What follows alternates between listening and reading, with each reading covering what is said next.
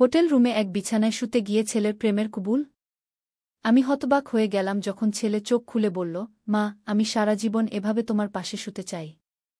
আমি তোমাকে ভালোবাসি, তোমাকে বিয়ে করতে চাই। ছেলের সাথে পাশের শহরে বেড়াতে গিয়েছিলাম। একটা বড় কনফারেন্স আছে, সবাই যাচ্ছে, আমাদের শহর থেকে অনেকেই যাবে। ছেলে বলল, মা, তুমিও চলো। অনেকদিন কোথাও বেড়াতে যাওনি গি। আমি রাজি হয়ে গেলাম। স্কুলের পর থেকে সে এক শহরে দেখেনি। এবার দুদিনের জন্য বেড়াতে যাওয়া যাক। হোটেলে রুম বুক করেছিল। রিসেপশনে গিয়ে দেখি একটা ডাবল বেডরুম। আমি বললাম, দুটো সিঙ্গেল বেড ছিল না? ছেলে বলল, না সরি, এটাই পেলাম। কনফারেন্সের জন্য সব জায়গা ভরে গেছে গু। রুমে গিয়ে দেখি একটা বড় ডাবল বেড আর একটা সোফা। ছেলে বলল, আমি সোফায় শুয়ে থাকব, তুমি বেডে ঘুমাও। আমি রাজি হলাম না। না, সোফায় কিভাবে ঘুমাবি? তুই বেডে শোঘ। তাহলে তুমি কোথায় শুবে? সে জিজ্ঞেস করল। অনেক তর্কের পর আমরা দুজন একই বিছানায় শুলাম, মাঝে বালিশ রেখে। আমি তার দিকে পিঠ ফিরিয়ে শুলাম, সে তার দিকে। মাঝরাতে ঘুম ভেঙে দেখি বালিশ সরিয়ে ছেলে আমার দিকে ঘুরে শুয়েছে। অন্ধকার ঘরে হোটেলের জানালা দিয়ে বাইরের আলো আসছে। সেই আলোতে দেখলাম তার চোখ বন্ধ, ঘুমাচ্ছে সে। আমি উঠে বসলাম। একটা বালিশ নিয়ে মেঝেতে শুতে যাচ্ছিলাম। আমি ঘুম থেকে উঠতেই সে চোখ খুলে বলল, মা, আমি সারা জীবন এভাবে তোমার পাশে শুতে চাই। আমি তোমাকে ভালোবাসি, তোমাকে বিয়ে করতে চাই। হোটেল রুমের ঘড়িতে ভোর 4টা বাজছিল।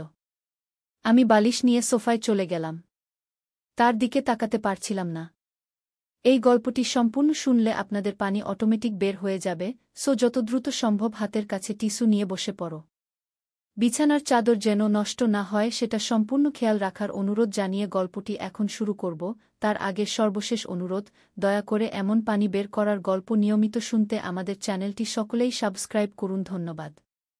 হ্যালো বন্ধুরা, আমার নাম অন্বেষা মজুমদার। আমার বয়স 42 বছর। আমার স্বামীর নাম অভিজিৎ মজুমদার, বয়স 45 বছর। আমাদের 2 সন্তান, রাহুল আর তন্বী। রাহুল 19 বছর বয়সী, কলেজে পড়ে। তন্বী 12 বছর বয়সী, স্কুলে যায়। আমি যে ঘটনাটা এখন তোমাদের বলতে যাচ্ছি সেটা ঘটেছিল গত মাসে। আমার ছেলে রাহুলের সাথে আমি পাশের শহরে গিয়েছিলাম। বাড়িতে সবাই ভাবছিল আমরা দুজন কনফারেন্সে যাচ্ছি। কিন্তু আসল কথা হলো, রাহুল আমাকে একটা অদ্ভুত জায়গায় নিয়ে যাচ্ছিল। সেদিন সকালে রাহুল আমার ঘরে এসে বলল, মা, তোমাকে একটা জরুরি কথা বলতে হবে। আমি তখন রান্নাঘরে ছিলাম। চা বানাচ্ছিলাম সবার জন্য। কি হয়েছে? আমি জিজ্ঞেস করলাম। মা, আমি নাগরিকায় থাকা আমার বন্ধু প্রতীকের কাছ থেকে একটা চিঠি পেয়েছি, রাহুল বলল। সে বলেছে ওখানে একটা পুরানো বাড়িতে অদ্ভুত ঘটনা ঘটছে। প্রতীক জানে আমরা এসব ব্যাপারে আগ্রহী। সে আমাদের সেখানে যেতে বলেছে। গিয়ে আমি চা নিয়ে টেবিলে বসলাম। কি ধরনের অদ্ভুত ঘটনা? চিঠিতে বিস্তারিত লেখেনি, তবে বলেছে জরুরি ব্যাপার। মা, চলো না দুদিনের জন্য নাগরিকায় যাই। এবার বুঝতে পারছ আমি যে হোটেলের ঘটনা তোমাদের আগে বললাম তার পেছনে আসল কারণটা কি ছিল। আমাদের যাত্রার উদ্দেশ্য ছিল সম্পূর্ণ আলাদা। আমি রাহুলের প্রস্তাবে রাজি হয়ে গেলাম, কারণ আমরা দুজনেই রহস্যময় ঘটনা আর প্যারানরমাল ব্যাপারে খুব আগ্রহী। আমার স্বামী অভিজিৎ এসব বিশ্বাস করেন না, তন্বীও ভয় পায়। তাই আমরা দুজন মিলে বাকিদের বললাম যে একটা কনফারেন্সে যাচ্ছি। পরদিন সকালে আমরা বাস ধরে নাগরিকার উদ্দেশ্যে রওনা হলাম। যাত্রাপথে রাহুল আমাকে বিস্তারিত বলল। মা, প্রতীক বলেছে নাগরিকার উপকণ্ঠে একটা পুরানো বাড়ি আছে। মহারাজা বীরেন্দ্র সিংহের বাড়ি। এটা প্রায় 100 বছরের পুরানো। বীরেন্দ্র সিংহের মৃত্যুর পর এই বাড়িটা খালি পড়ে আছে। কিন্তু গত মাস থেকে সেখানে অদ্ভুত আলো দেখা যাচ্ছে আর চিৎকারের শব্দ শোনা যাচ্ছে। কে চিৎকার করে? আমি জানতে চাইলাম। কেউ জানে না। স্থানীয় লোকেরা ভয় পায়, সেখানে যায় না। কিন্তু প্রতীক আর তার বন্ধুরা কয়েকবার গেছে। তারা দেখেছে রাতে বাড়ির জানালায় নীল আলো জ্বলে ওঠে আর কান্নার শব্দ আসে। আমি কেমন যেন রোমাঞ্চিত হয়ে উঠলাম। আমরা কি সেই বাড়িতে যাব? হ্যাঁ, প্রতীক আমাদের জন্য ব্যবস্থা করেছে।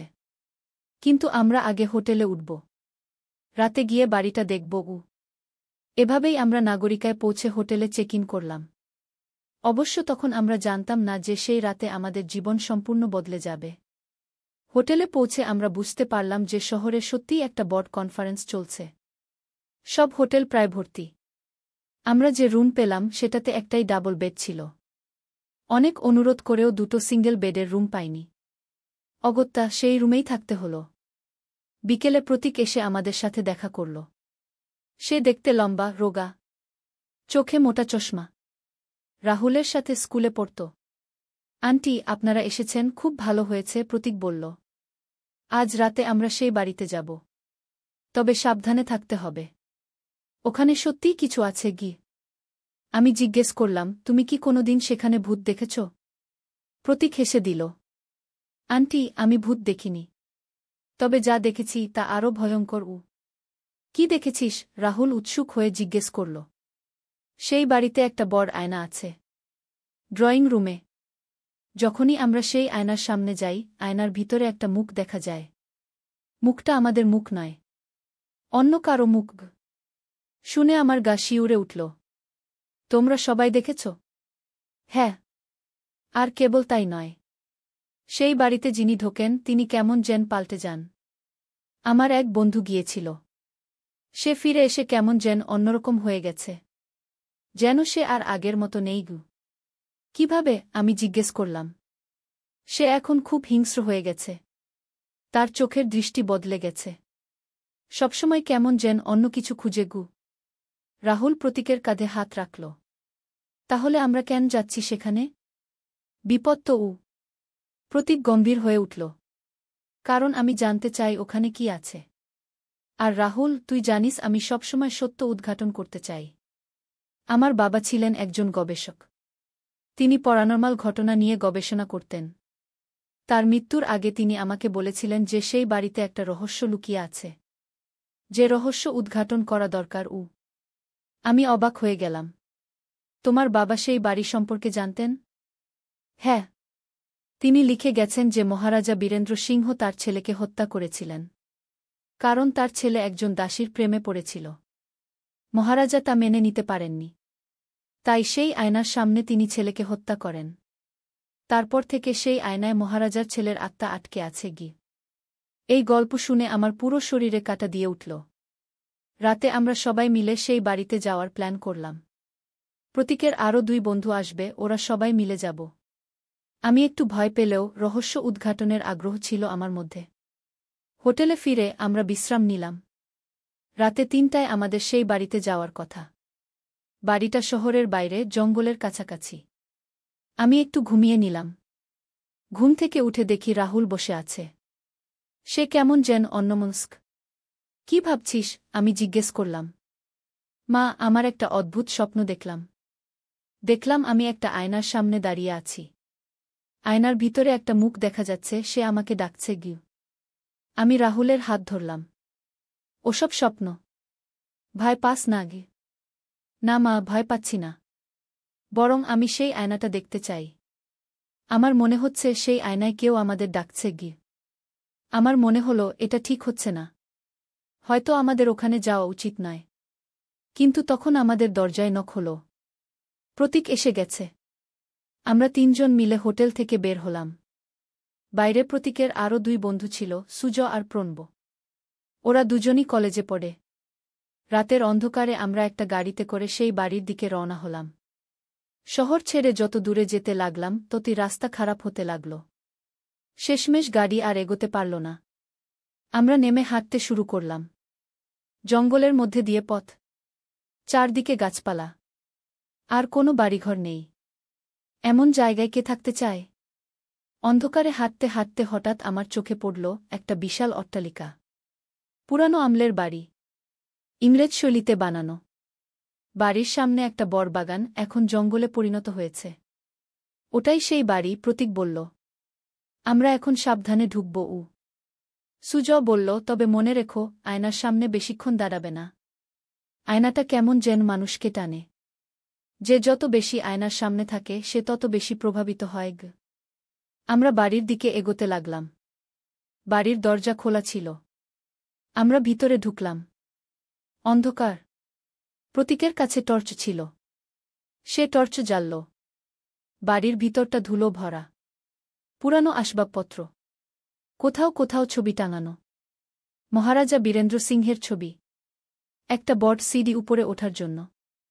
সব মিলিয়ে এক অদ্ভুত পরিবেশ। আয়নাটা কোথায়? রাহুল জিজ্ঞেস করল। উপরে বর ঘরে, প্রতীক বলল। আমরা এখন ওখানে যাব। আমরা সিঁড়ি দিয়ে উপরে উঠতে লাগলাম। হঠাৎ কোথা থেকে একটা শব্দ এলো, যেন কেউ দ্রুত পায়ে হাঁটছে। আমরা সবাই থমকে দাঁড়ালাম। কে ওখানে? সুজয় চিৎকার করে জিজ্ঞেস করল। কোনো উত্তর এলো না। আমরা আবার এগোতে লাগলাম।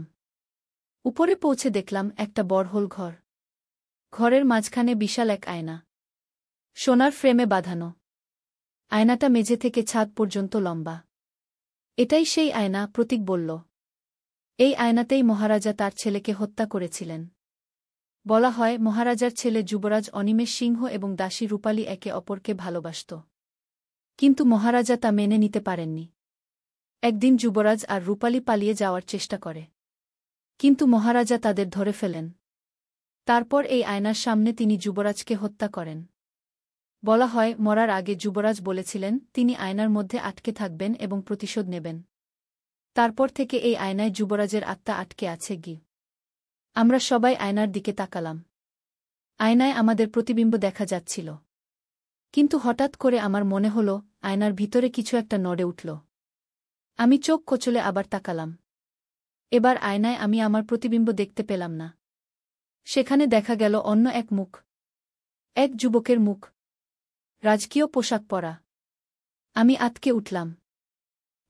ওটা কি? সবাই আয়নার দিকে তাকাল। তারাও দেখল আয়নায় আমাদের কারও প্রতিবিম্ব নেই। সেখানে এক যুবক দাঁড়িয়ে আছে। আয়নার ভিতরের যুবক হাত বাড়াল, যেন আমাদের ডাকছে। তারপর সে মুখ খুলল।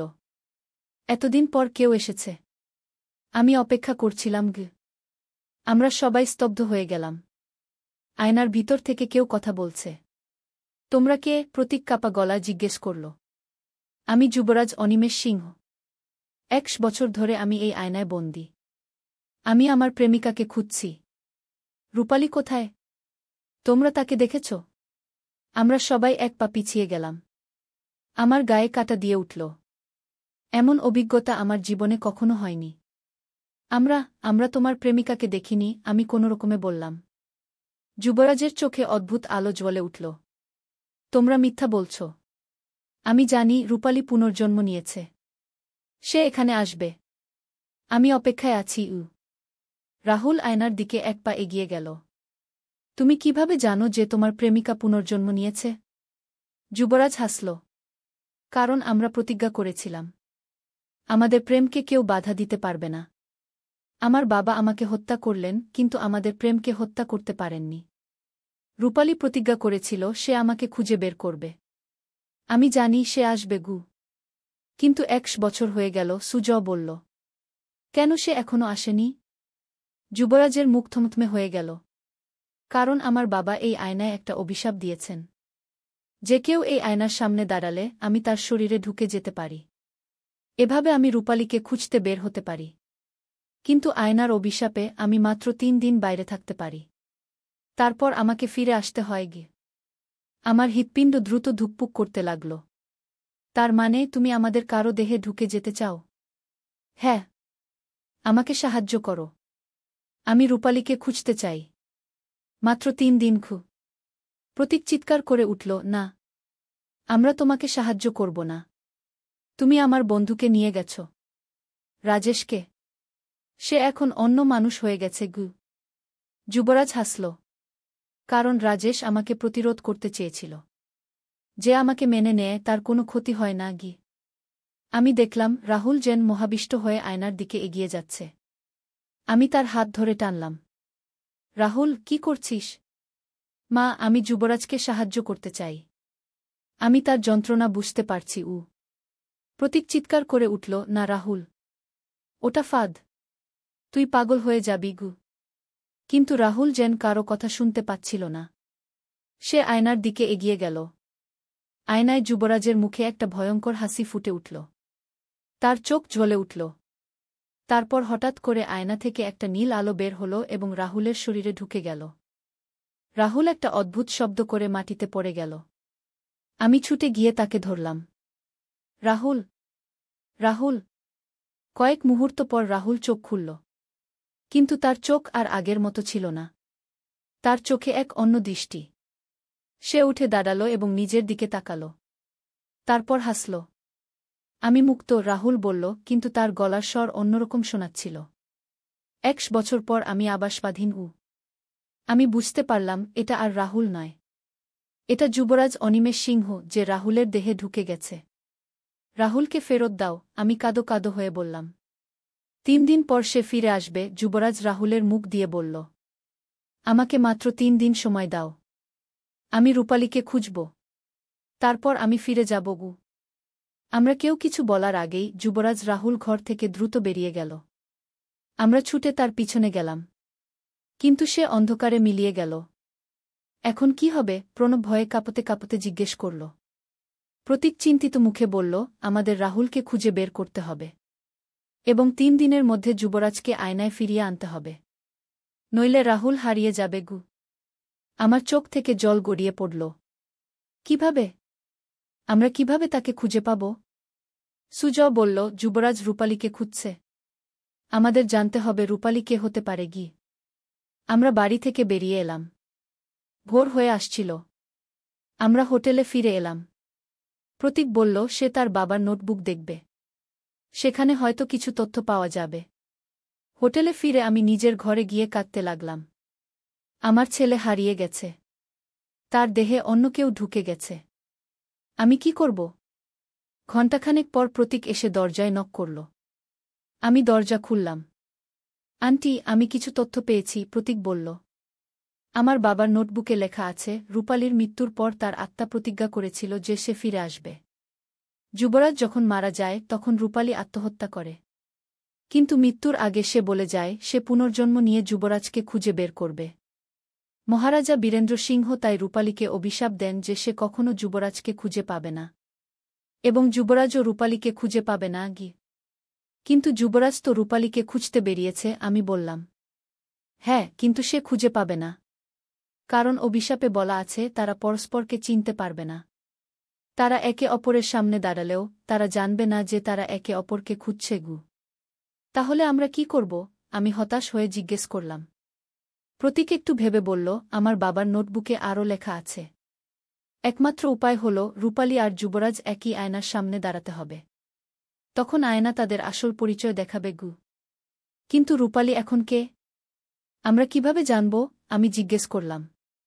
আমার সন্দেহ হচ্ছে, প্রতীক ধীরে ধীরে বলল, রূপালী হয়তো আপনি। আমি চমকে উঠলাম। আমি? তা কেমন করে হয়? ভেবে দেখুন, রাহুল অকারণে আপনাকে এখানে নিয়ে এসেছে। তার অবচেতন মনে হয়তো কিছু ছিল। আর যুবরাজ রাহুলের দেহে ঢুকেছে কারণ হয়তো রাহুল জানত যে আপনি রূপালী। আমি এই কথা বিশ্বাস করতে পারছিলাম না। কিন্তু আমি কিভাবে রূপালী হতে পারি? আমি তো এই শহরে আগে কখনো আসিনি। পুনর্জন্মের কথা মনে রাখবেন। রূপালী ১ বছর আগে মারা গেছে। আপনি তার পুনর্জন্ম হতে পারেন। তখনই আমার মনে পড়ল, বাল্যকালে আমি প্রায় একটা স্বপ্ন দেখতাম। একটা বড় রাজপ্রাসাদের স্বপ্ন। এবং একজন রাজকুমারের স্বপ্ন যাকে আমি ভালোবাসতাম। আমি স্বপ্নে নিজেকে দেখতাম সাধারণ পোশাকে। আমি একজন দাসী ছিলাম। এই স্বপ্ন আমি বাল্যকালে অনেকবার দেখেছি। কিন্তু কখনো এর গুরুত্ব বুঝিনি। আমাদের এখন কি করা উচিত? আমি জিজ্ঞেস করলাম। আমাদের যুবরাজকে খুঁজে বের করতে হবে। এবং তাকে আয়নার সামনে নিয়ে যেতে হবে। আপনি সেখানে দাঁড়ালে হয়তো অভিশাপ ভেঙে যাবে। আমরা খোঁজাখুঁজি শুরু করলাম। রাহুল, বা বলা ভালো যুবরাজ, কোথায় গেছে? আমরা শহরের বিভিন্ন জায়গায় খোঁজ করলাম। কিন্তু তাকে পাওয়া গেল না। সেদিন সারাদিন খোঁজাখুঁজির পর সন্ধ্যায় আমরা ক্লান্ত হয়ে হোটেলে ফিরলাম। আমি আমার ঘরে গিয়ে শুয়ে পড়লাম। ক্লান্তিতে ঘুমিয়ে পড়লাম। ঘুমের মধ্যে আমি আবার সেই স্বপ্ন দেখলাম। দেখলাম আমি একটা বড় প্রাসাদে আছি। আমি দাসীর পোশাক পরে আছি। একজন রাজকুমার আমার হাত ধরে আছে। তিনি বলছেন, রূপালী, আমরা পালিয়ে যাব। আমার বাবা আমাদের বিয়েতে রাজি হবেন না। তাই আমাদের পালাতে হবে। আমি উত্তর দিলাম, যুবরাজ, আপনার বাবা আমাদের খুঁজে বের করবেন। আমি একজন দাসী। আপনি একজন যুবরাজ। আমাদের মিলন অসম্ভব। না রূপালী, আমাদের প্রেম অমর। কেউ তা ধ্বংস করতে পারবে না। হঠাৎ দরজা খুলে গেল। মহারাজা বীরেন্দ্র সিংহ ভিতরে ঢুকলেন। তার চোখের আগে আগুন জ্বলছে। অনিমেষ, তুমি আমার মুখে কালি লেপেছ। একজন দাসীর সাথে প্রেম! যুবরাজ অনিমেষ আমাকে আড়াল করে দাঁড়ালেন। বাবা, আমি রূপালীকে ভালোবাসি। আমরা বিয়ে করব। কখনই না! মহারাজা চিৎকার করে উঠলেন। তার হাতে একটা তলোয়ার। একটা দাসী কখনো আমার পুত্রবধূ হতে পারে না। তাহলে আমি রাজ্য ছেড়ে চলে যাব। আমি তা হতে দেব না। মহারাজা তলোয়ার উঁচিয়ে এগিয়ে এলেন। ঘুমের মধ্যে আমি চিৎকার করে উঠলাম। ঘুম ভেঙে গেল।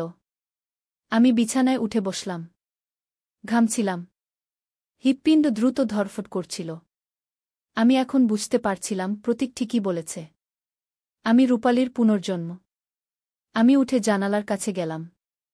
বাইরে অন্ধকার নেমেছে। আমি ভাবতে লাগলাম, রাহুল কোথায় আছে?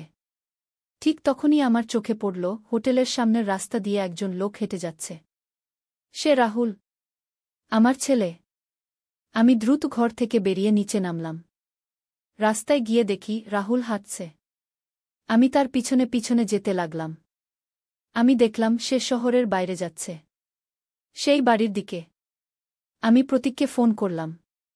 প্রতীক, রাহুলকে দেখতে পেয়েছি। সে সেই বাড়ির দিকে যাচ্ছে। প্রতীক বলল, আমি আসছি। আমি রাহুলের পিছনে পিছনে যেতে লাগলাম। রাত তখন 11টা। চারদিকে অন্ধকার। আমি ভয় পাচ্ছিলাম। কিন্তু আমার ছেলেকে উদ্ধার করতে হবে। রাহুল সেই বাড়িতে পৌঁছে গেল। আমি তার পিছনে পিছনে ভিতরে ঢুকলাম। সে সোজা উপরে চলে গেল, যেখানে সেই আয়না আছে। আমি দেখলাম রাহুল আয়নার সামনে দাঁড়িয়ে কাঁদছে। সে বলছে, রূপালী, তুমি কোথায়? আমি তোমাকে খুঁজে পাচ্ছি না। 3 দিন পার হয়ে যাচ্ছে। আমাকে ফিরে যেতে হবে। আমি ভিতরে ঢুকলাম। অনিমেষ, আমি ডাকলাম। রাহুল ঘুরে তাকাল। তার চোখে আমি যুবরাজ অনিমেষকে দেখতে পেলাম। তুমি কে? সে জিজ্ঞেস করল। আমি রূপালী, আমি বললাম। রাহুলের চোখে অবিশ্বাস। মিথ্যা কথা! তুমি রূপালী নও। আমি রূপালীকে চিনি। আমি বললাম, অভিশাপের কারণে তুমি আমাকে চিনতে পারছ না। মহারাজা বীরেন্দ্র সিংহ আমাদের উপর অভিশাপ দিয়েছেন যে আমরা কখনো একে অপরকে চিনতে পারব না। প্রমাণ কি যে তুমি রূপালী? রাহুল বা বলা ভালো যুবরাজ অনিমেষ জিজ্ঞেস করল। আমি বললাম, আমরা একদিন পালিয়ে যাচ্ছিলাম। কিন্তু তোমার বাবা আমাদের ধরে ফেলেন। তুমি আমাকে বলেছিলে আমাদের প্রেম অমর। কেউ তা ধ্বংস করতে পারবে না। রাহুলের চোখে চমক। এটা তুমি কিভাবে জানো? কারণ আমি রূপালী, আমি বললাম। চলো আমরা আয়নার সামনে দাঁড়াই। আয়না আমাদের আসল পরিচয় দেখাবে। আমরা দুজন আয়নার সামনে দাঁড়ালাম। প্রথমে আয়নায় আমাদের প্রতিবিম্ব দেখা গেল।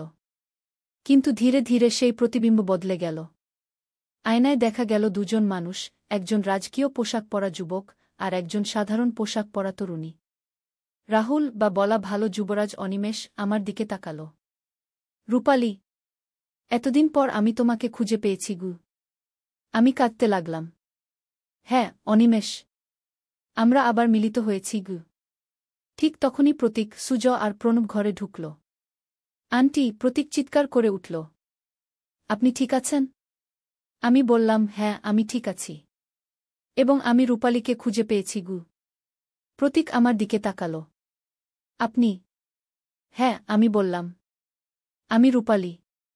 অন্তত আমার আত্মা রূপালীর আত্মা।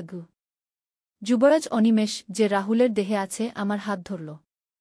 রূপালী, আমরা এবার একসাথে থাকতে পারব? আমি মাথা নাড়লাম। না, অনিমেষ, আমরা পারব না। আমরা দুজন এখন ভিন্ন জীবন যাপন করছি। তুমি 100 বছর আগের মানুষ। আমি এই সময়ের মানুষ। তোমাকে যেতে হবে। আমার চোখ থেকে জল গড়াল। তুমি আমার ছেলের দেহ ছেড়ে দাও। যুবরাজের চোখে ব্যথা। কিন্তু আমি তোমাকে ভালোবাসি। আমিও তোমাকে ভালোবাসি। কিন্তু আমাদের ভালোবাসা এখন অসম্ভব। এই জন্মে আমি অন্য কারো। আমার স্বামী আছে, সন্তান আছে। তুমি আমার ছেলের দেহে আছো। এটা ঠিক নয়। যুবরাজ নিঃশব্দে কাঁদতে লাগল। তোমাকে যেতে হবে, আমি বললাম। তবে আমি প্রতিজ্ঞা করছি, পরের জন্মে আমরা আবার মিলিত হব গো। যুবরাজ আমার দিকে তাকাল। তুমি কথা দিচ্ছ? হ্যাঁ, আমি বললাম। আমি কথা দিচ্ছি গু। যুবরাজ আমাকে জড়িয়ে ধরল। তাহলে আমি যাচ্ছি। কিন্তু আমি অপেক্ষা করব গ। সে আয়নার দিকে ফিরল। আয়নার দিকে হাত বাড়াল। আয়না থেকে আবার সেই নীল আলো বের হল। রাহুলের দেহ থেকে একটা আলোকিত আকৃতি বের হয়ে আয়নার ভিতরে ঢুকে গেল। রাহুল মাটিতে পড়ে গেল। আমি তাকে জড়িয়ে ধরলাম। রাহুল, রাহুল। কয়েক মুহূর্ত পর রাহুল চোখ খুলল। মা, আমি কোথায়? আমি তাকে জোরে জড়িয়ে ধরলাম। তুই ঠিক আছিস বাবা? তুই ফিরে এসেছিস? রাহুল বিস্মিত হয়ে চারদিকে তাকাল।